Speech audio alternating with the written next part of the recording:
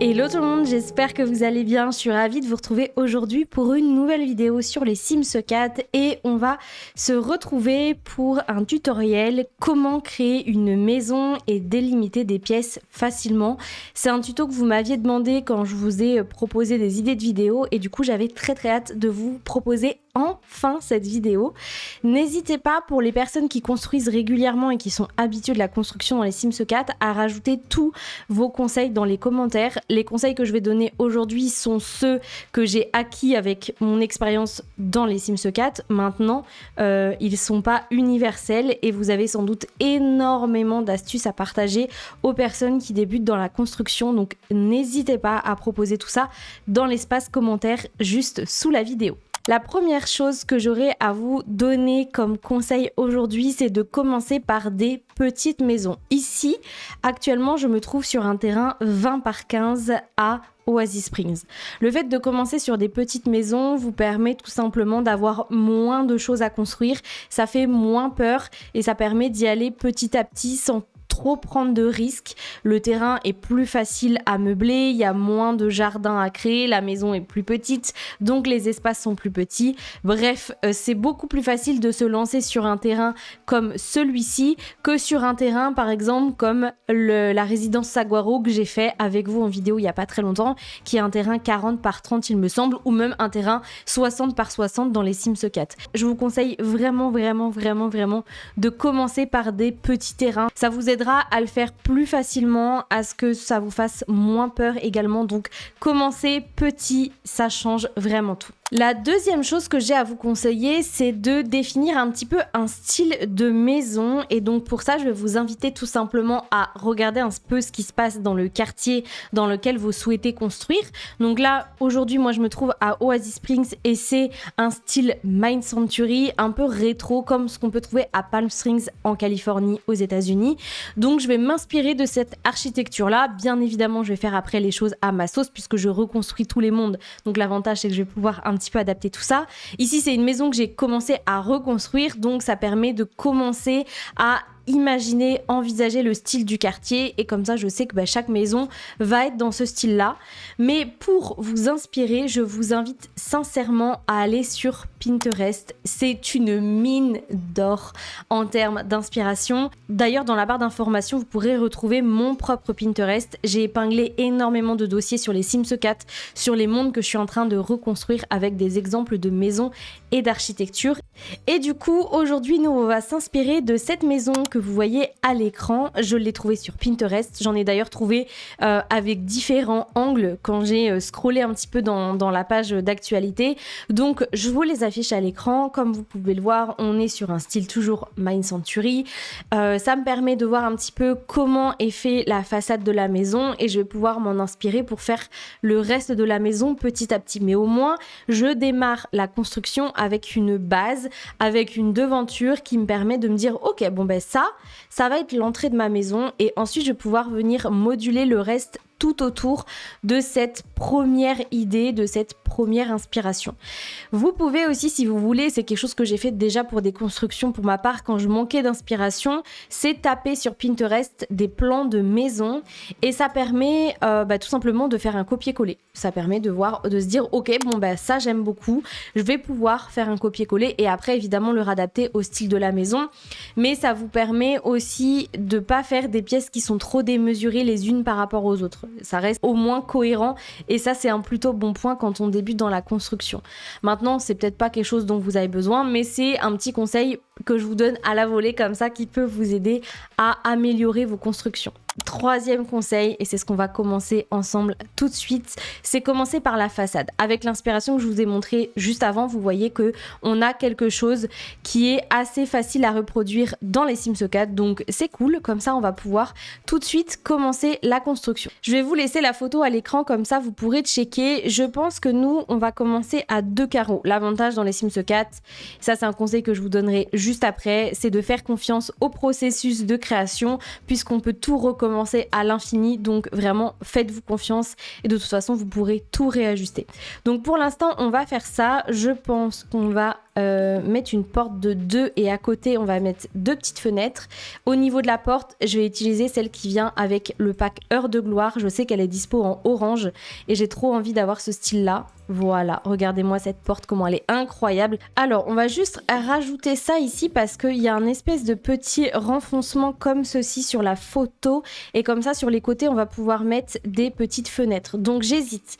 Il y a 2 styles de fenêtres que j'aimerais bien mettre ici. Il y en a plein qui iraient dans le style un peu Mind Century rétro.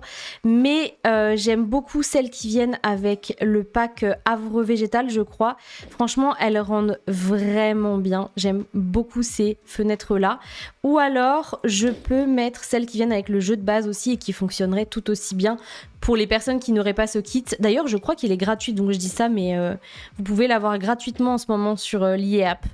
Je sais pas lesquelles sont mieux. Peut-être les toutes simples en vrai. Là, j'avoue, je sais pas trop. Écoutez, on va partir sur les toutes simples. Plus c'est simple, mieux c'est. Sachant que juste devant, je vais venir mettre des plantes par la suite, eh bien, on va rester simple. Donc voilà, écoutez, on a une devanture assez simple qui ressemble à la photo que je vous ai montrée.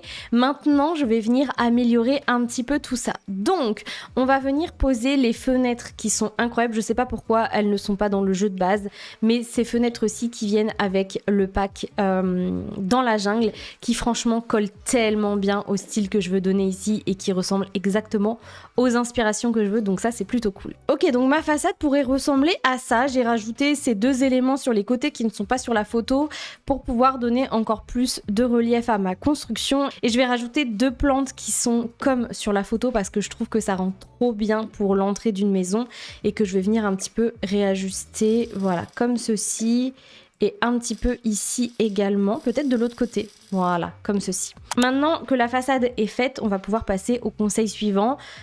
Alors, elle n'est pas terminée, la façade, on est d'accord, mais on va pouvoir venir construire petit à petit le reste de la maison. C'est-à-dire que soit vous vous inspirez d'un plan que vous avez trouvé sur Internet et vous pouvez construire sur la base de ce plan-là en tenant compte de ce que vous venez de faire avec la façade de votre maison, ou alors vous venez construire petit à petit avec votre logique, c'est-à-dire que vous pouvez vous inspirer de ce que vous connaissez, vous pouvez juste vous dire bah ok, il y a une entrée, à côté de l'entrée qu'est-ce qu'on pourrait trouver logiquement ou pas d'ailleurs, faites comme vous voulez, et en fait vous allez pouvoir venir faire les choses step by step en construisant pièce par pièce. Donc on va changer de point de vue, je vais agrandir un petit peu ma terrasse, voilà, comme ça on aura plus de place pour créer.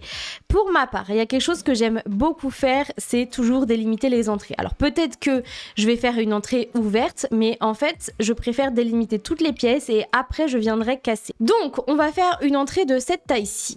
Je me dis que ici, on pourrait faire, vu que l'espace est pas hyper chouette avec ces fenêtres-là, moi, je verrais bien une buanderie à cet endroit-là. Juste à côté, je verrais bien un petit couloir de 4 carreaux et ainsi qu'une petite salle de bain. Peut-être, ou des toilettes tout simplement, je sais pas, je vais voir. Comme ça on pourrait mettre une porte depuis l'entrée que je vais d'ailleurs réagrandir, et on pourrait aller dans la buanderie ainsi que dans la petite salle de bain ou toilette. Je me rends compte que je vais réajuster un petit peu les choses. Vous voyez, quand je dis trust de process, c'est vraiment ça. Je vais mettre ça comme ça. Comme ça, on aura un petit peu moins de symétrie. Et ce qui va me permettre de créer juste sur le côté, je pense, une première chambre. Voilà, comme ceci. On va également créer, je pense, ici une salle de bain, mais qu'en fait, je vais reculer. Voilà, comme ceci. Ce qui va me permettre à nouveau de me faire un petit couloir juste à côté. Et ensuite, je vais remettre une chambre. Chambre que je vais juste un petit peu réajuster pour en fait avoir sur la façade cette espèce d'avancée là qui sera assez jolie. Ok. Donc, ce qui nous donne ici une première chambre, une salle de bain, ainsi qu'un petit sas et une nouvelle chambre à cet endroit-là. Maintenant, on n'a plus qu'à placer, puisqu'on est sur une petite maison, je vais donc pas faire d'autres chambres, on n'a plus qu'à placer la cuisine ainsi que la salle à manger et la pièce de vie. Donc, on va pouvoir rentrer dans la pièce de vie ici, et moi je ferai bien une petite cuisine à cet endroit-là. Comme je l'ai dit, pour l'instant, je ferme les pièces, donc on verra si je les réouvre en pleine construction. On va faire une pièce ici, ainsi qu'une pièce comme ceci, et ce sera la partie espace de vie, je pense. Ce qui nous laisse à l'arrière suffisamment de place pour faire une terrasse ou un petit jardin, on va voir par la suite.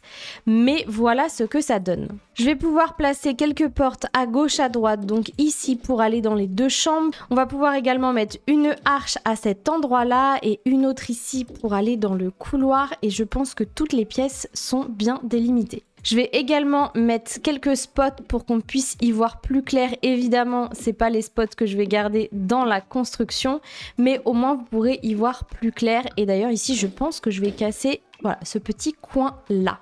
Donc voilà, on se retrouve avec ce plan-ci vu du dessus. Donc on a toutes les pièces d'une maison. Je vous afficherai à l'écran les différents espaces pour que vous puissiez y voir un petit peu plus clair.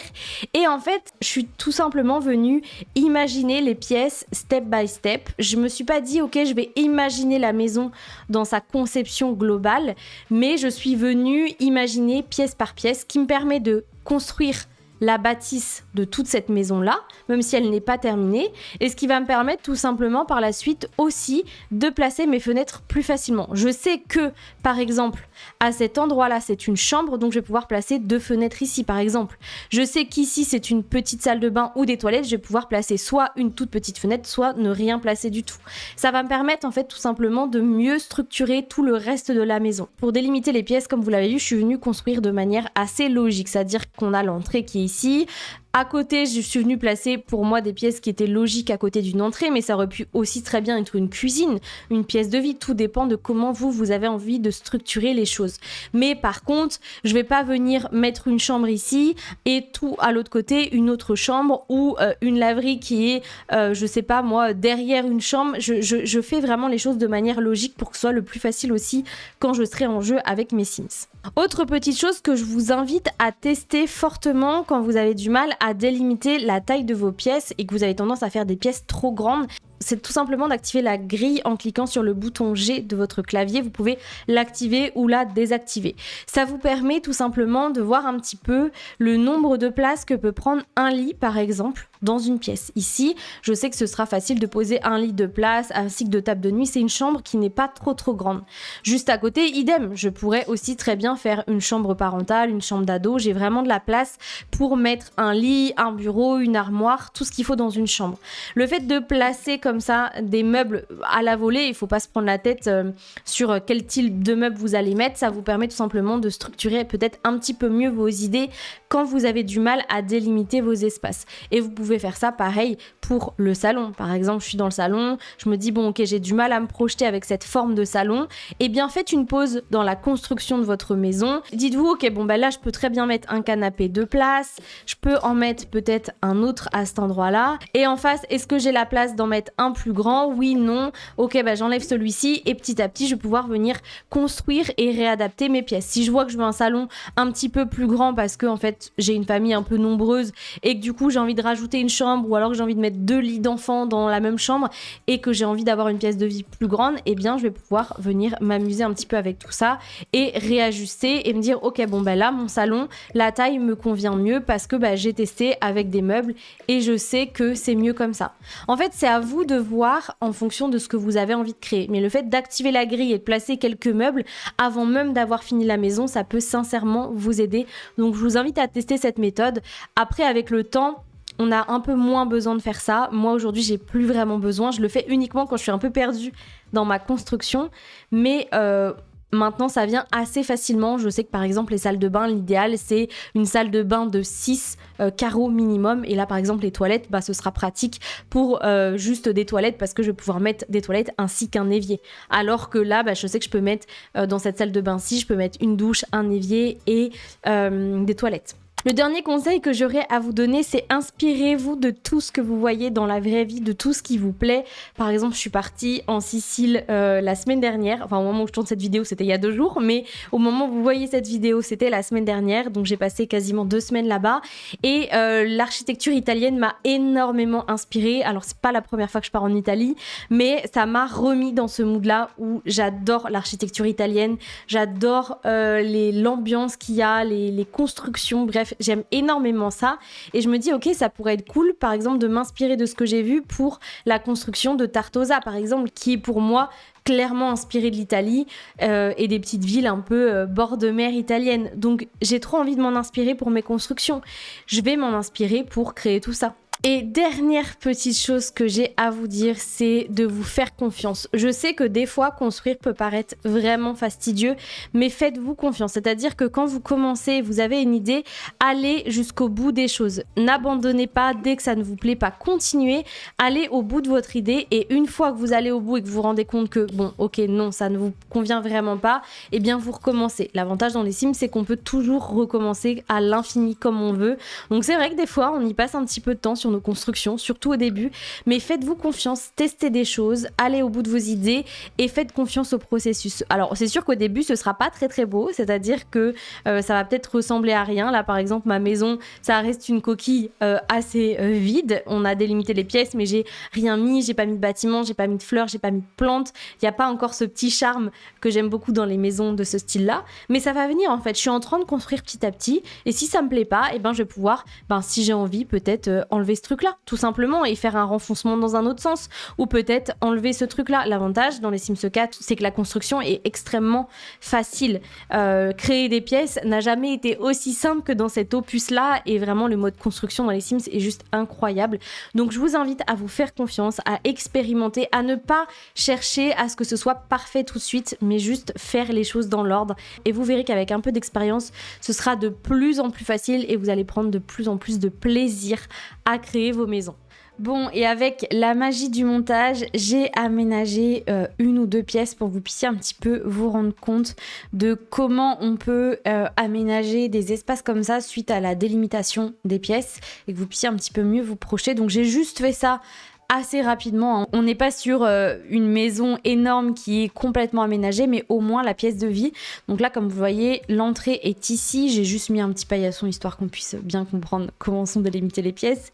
Et quand on arrive dans la grande pièce de vie, on a une première arche pour aller dans l'espace nuit et on a une deuxième arche pour aller dans la petite cuisine qui est toute mimi, mais qui est pas assez design à mon goût, puisque comme vous le voyez, le reste de la maison est quand même relativement design, je trouve, avec par exemple ces fauteuils là. On pourrait carrément imaginer que c'est des fauteuils de créateurs ou de designers, et idem les tables comme ça, je trouve ça trop cool, comme le fauteuil. Enfin bref, on a des formes assez sympas et assez originales, et je trouve que la cuisine ne reflète pas assez ça. Bref, c'est pas la question, c'était vraiment pour vous montrer un petit peu comment on pouvait aménager un espace comme ça et vous projeter surtout, puisqu'on a créé toutes les pièces ensemble et on a créé la structure ensemble. Donc j'avais envie de vous montrer un petit peu à quoi ça pouvait ressembler de l'intérieur. Donc on pourrait très bien imaginer une pièce dans ce style-là. À l'extérieur, idem, j'ai pas encore trop travaillé ça, mais on peut carrément avoir la place d'une jolie petite terrasse. Soit on met ce qu'il faut pour placer un salon de jardin, soit ça peut être une table, des chaises, un barbecue. Bref, à vous de voir, ça peut être très bien des chaises longues.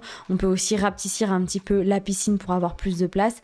Bref, il y a de la place pour faire ce qu'on veut dans ce petit patio là qui est très très mignon. Et au niveau de l'extérieur, eh bien j'ai seulement placé quelques végétaux un peu partout, mais sinon j'ai pas trop aménagé l'extérieur.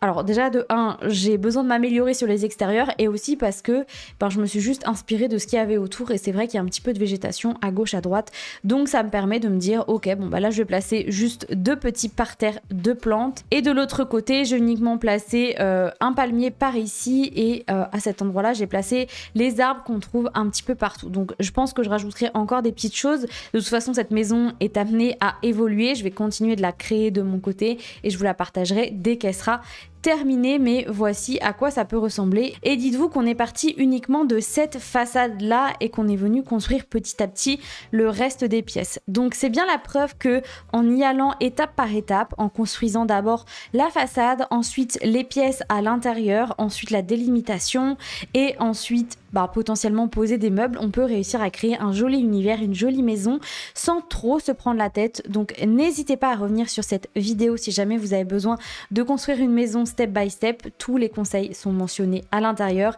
N'hésitez pas, pour ceux qui construisent régulièrement, à nous donner vos petits conseils dans les commentaires. Il y a énormément de choses que je ne connais pas ou que j'ai pas l'habitude de faire, donc dites-les nous en commentaire, ça pourra aider toute la communauté des créateurs dans les Sims 4. J'espère que cette vidéo tutoriel tutoriel vous a aidé. J'ai adoré faire ça avec vous. En tout cas, moi je vais vous laisser ici. Passez un très bon week-end et je vous dis à très vite pour la suite. Salut!